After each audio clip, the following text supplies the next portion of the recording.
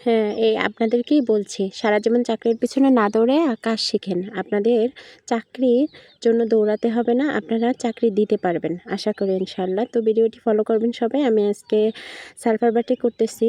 এটা প্রোশিয়ান বাটিক। এটা আপনারা দেখেই বুঝতে পারছেন যে কত সুন্দর একটা কালার আসছে। এটা কমলা কালার। আমি হচ্ছে বাঁধাটা আপনাদেরকে আজকে শেয়ার করতে পারবো না, কারণ এটা আমি অনেক দিন আগে বেঁধে রেখেছি, যেটা ভিডিও করা ছিল না। তো বাঁধাটা আপনারা হচ্ছে যদি দেখতে চান তাহলে আমাকে কমেন্টে জানাতে পারেন। তো দেখেন আমি হচ্ছে বাঁধা কাপড়টাকে আবার একটু ভিজিয়ে নিয়েছি। এটা ভিজিয়ে নিলে হচ্ছে রঙটা ভালোভাবে কাপড়ের ভিতরে ঢোকে।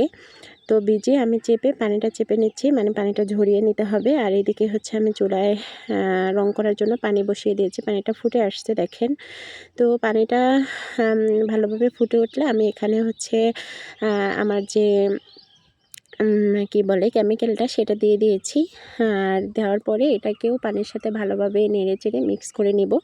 আর এটা মিক্স হয়ে গেলে তারপর আমি কালারটা দিয়ে দিচ্ছি। এখানে আমি কমলা কালার বাটিক করব, তো যার জন্য হচ্ছে কমলা কালার বাটিকটা করার জন্য আমি রঙটা দিয়ে দিচ্ছি। দেখেন রঙটা দেওয়ার সাথে সাথে হচ্ছে রঙটা উপরে ভেসে উঠছে। এটার একটাই কারণ, যে রঙটা যদি উপরে একটু ভেসে ওঠে তাহলে বোঝা যাবে যে রঙটা ভালো আছে, কেননা এই রঙটা খুবই সেনসিটিভ। এটা বাসায় রাখলে বা খোলা রাখলে এটা নষ্ট হয়ে যায় সহজেই।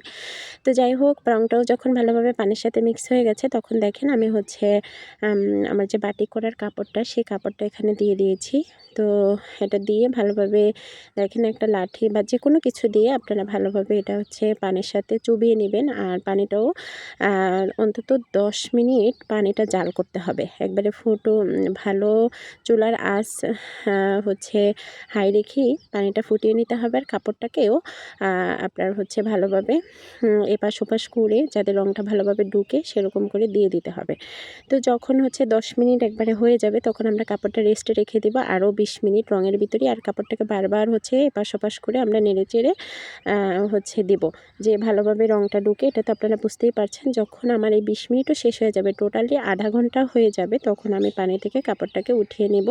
তো আমি বেসিংয়েই আমার হচ্ছে ধুইতে ভালো হয়, তো সেই জন্য আমি বেসিংয়ে এটাকে ধুয়ে নিচ্ছি। আপনারা আমার বেসিংটা দেখে আবার অন্য কোনো কমেন্টস করেন না, কেননা এটা বাড়িওয়ালাদেরই এরকম দাগ। এরা মনে হয় হচ্ছে পুরনো লাগাইছে, যে এই কালারটা আসলে ওঠে না কোনোভাবেই।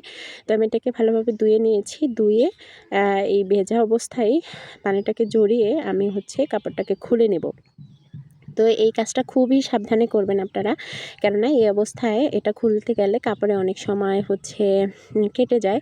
এই ব্যাপারে আপনারা খুবই সাবধানে থাকবেন। দেখেন কত সুন্দর একটা কালার আসছে, মাশাআল্লাহ মাশাআল্লাহ, যেটার জন্য আমি একবারই প্রিপেয়ার ছিলাম না।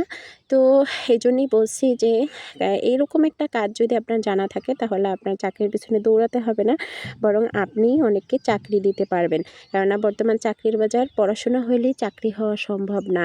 এজন্য হাতের কাজকে অবহেলা না করে আমরা সবাই হচ্ছে হাতের কাজটা শিখবো ইনশাআল্লাহ। ভালো থাকবেন সবাই। আসসালামু আলাইকুম।